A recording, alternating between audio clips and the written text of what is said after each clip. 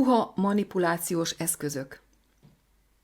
A háttérhatalmi manipulációban felhasználható puha manipulációs eszközök gyakran hatékonyabbnak bizonyultak a kemény eszközöknél. A kemény és puha manipulációs eszközök egyszerre és külön-külön is jelen vannak az átprogramozásban. A fontosabbak. 1. A pszichológia és a tudomány.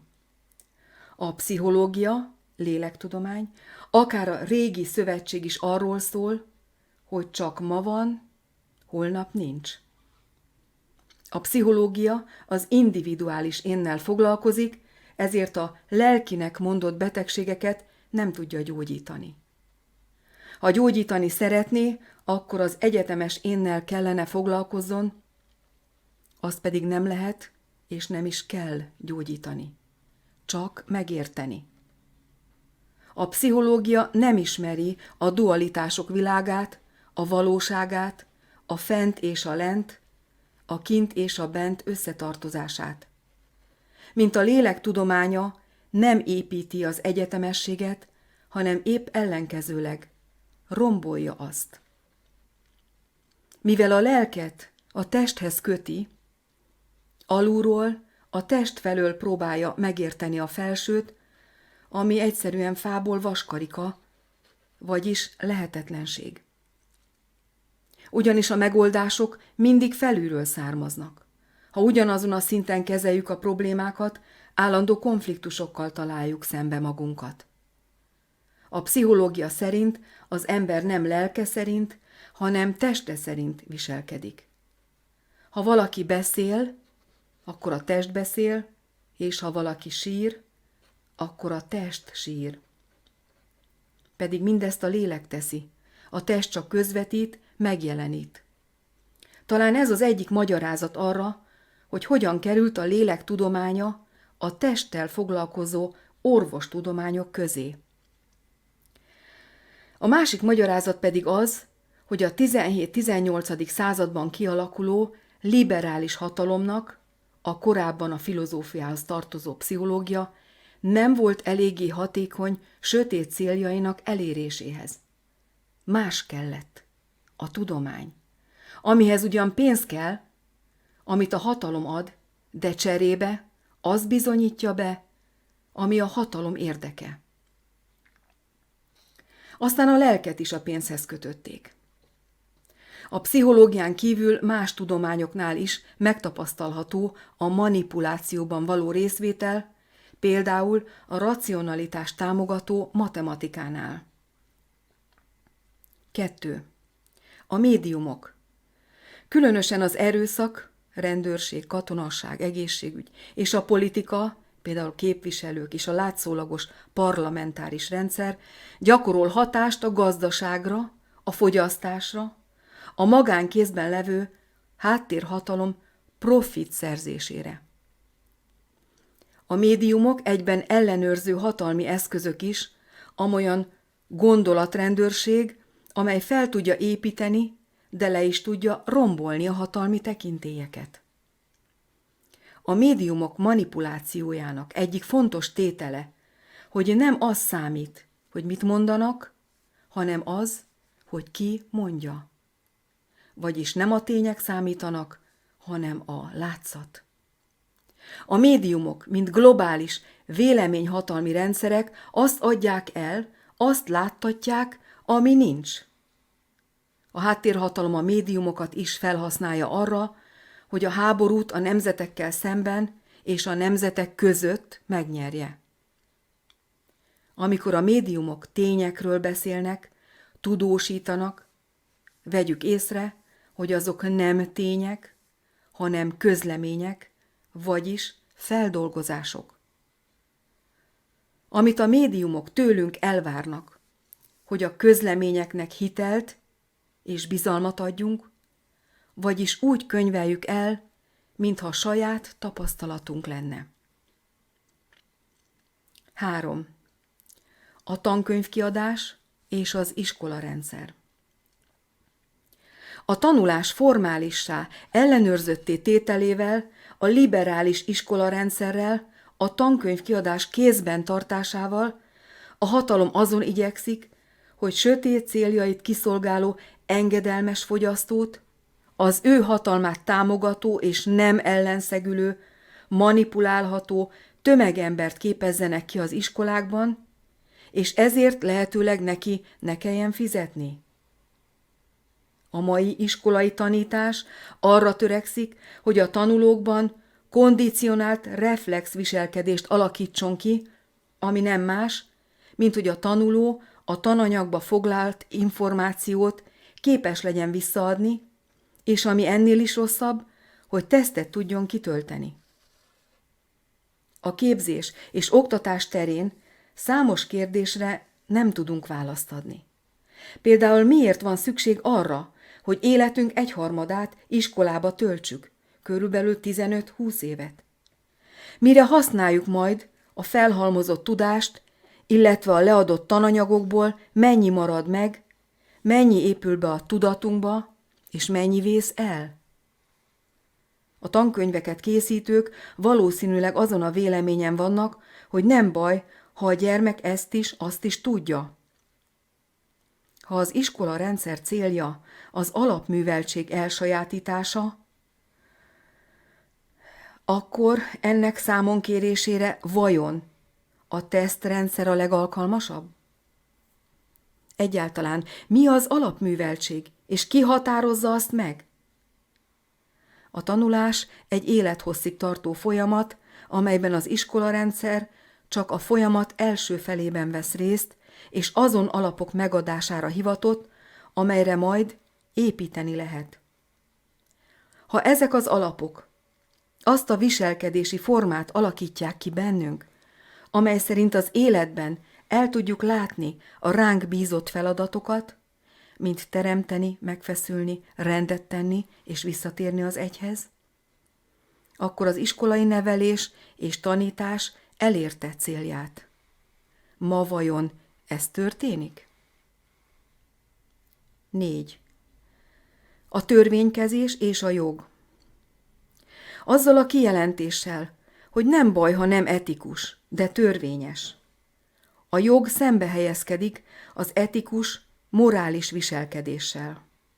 A jog gyakran a jogtalanság fedőneve, mivel tökéletlenségében számos joghézagot, vagyis kiskaput tartalmaz, amelyek épp arra jók, hogy aki tudja, merre nyílik a kapu, azon ki és be tudjon járni. Mindig van megoldás arra, hogy akár jobbra, akár balra is lehet fordulni. Az illetékteleneknek természetesen mindez tiltott. A jog tehát tökéletlen törvényeket alkot, és mivel azok nem illeszkednek az egyetemesség törvénye alá, alkalmazásukkal máris manipulációt hajt végre. Amint a vallás elhozta a vallásos félelmet a szekularizáció után, úgy a jog és a törvénykezés elhozta a törvénytől való félelmet. A törvénykezésben korábban még volt utalás az egyre. Például Isten legyen kegyes mi hozzánk, hogy az ő törvényei szerint éljünk. A modern törvénykezésből ez már kimaradt. A jogalkotónak tisztába kellene lenni azzal, hogy a meghozott hétköznapi törvények az egyetemesség törvényeit kell tükrözzék. De erről szó sincs. Úgy tűnik, hogy a mennyiségi törvénykezés célja épp az útvesztés, annak érdekében, hogy szükség legyen a jogot végzett szakemberek véleményére és ismeretére, a felépített igazságszolgáltatási tekintélyekre és intézményekre. De miért van ez így? Mert sem a jog, sem a törvénykezés nem az egyetemesség alapjain fekszik, hanem az individualitásén, nem a renden, hanem a rendetlenségen. Például, amit ma Európában római jognak hívnak, azt a római birodalomban a leigázott, adót fizető népek féken tartására találták ki. A római jogra való hivatkozás eleve már manipuláció, mivel alapja a leigázás. Mivel a jog a rendszerről szól, nem tud rendet teremteni. 5. Az intézményesített vallás. A hagyomány, az őskereszténység átkonvertálása nem pogány kereszténységre a 3.-4. században történt, amikor mellőzték az értelem általi megismerést, ezáltal az egyetemes őskereszténységből vallás lett, hatalom és világnézet.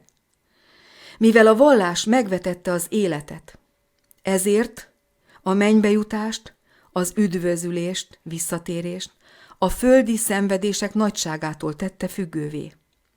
Vagyis itt lent szenvedni kell, hogy ott fönt üdvözülni lehessen. Így lett a szakrális élet itt a földön szenvedés és siralomvölgy. Mivel az intézményesített egyházi hatalom önmagát véglegesnek és öröknek hirdette, aki a lét minden kérdésére maradéktalan megoldást tud adni, abba a helyzetbe került, hogy már a középkorban elvesztette irányító hatalmát, és sor került a szekularizációra, a reformációra, és a felvilágosodásnak nevezett, és azóta is tartó sötét időkre.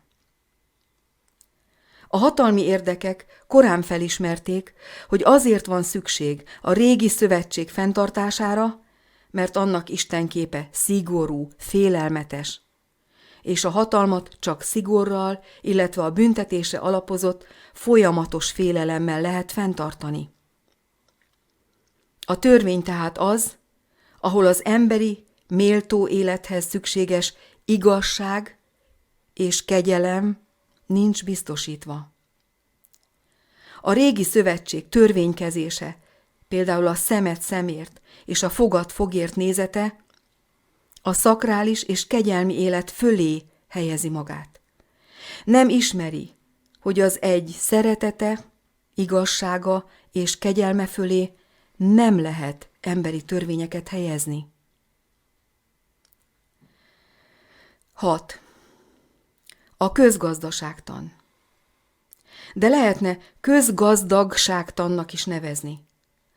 A hivatalos megfogalmazás szerint a közgazdaságtan a javak megtermelésével, elosztásával, értékesítésével és fogyasztásával foglalkozó tudomány.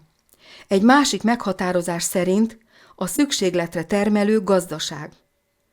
A közgazdaságtan, mint az anyag tudománya, a közös gazdagsággal való gazdálkodást kellene jelentse, ami elsősorban a szakrális közvagyonnal, például a földdel, a vízzel, a levegővel való gazdálkodás.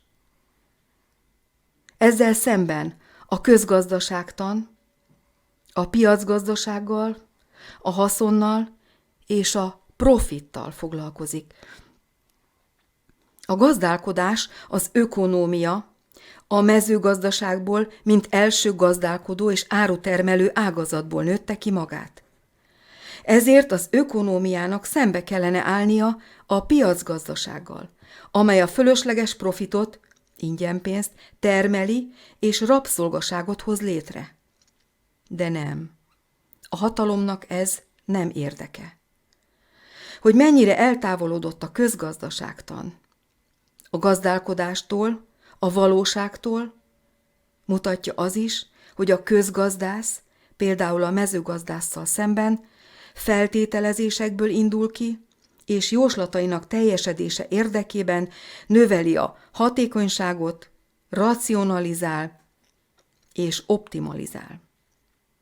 A megtermelt fölösleget pedig profitnak nevezi el. A profitra, mint kizsákmányolási eszközre Milton Friedman, Nobel-díjas közgazdász is felhívta a figyelmet. Szerinte the business of the business is the business, ami magyarul annyit jelent, hogy a tőke tulajdonosnak bármit meg lehet tenni, sőt, meg is kell tennie, hogy a profitot növelni lehessen. A kérdés természetesen az, hogy mi lehet az a bármi.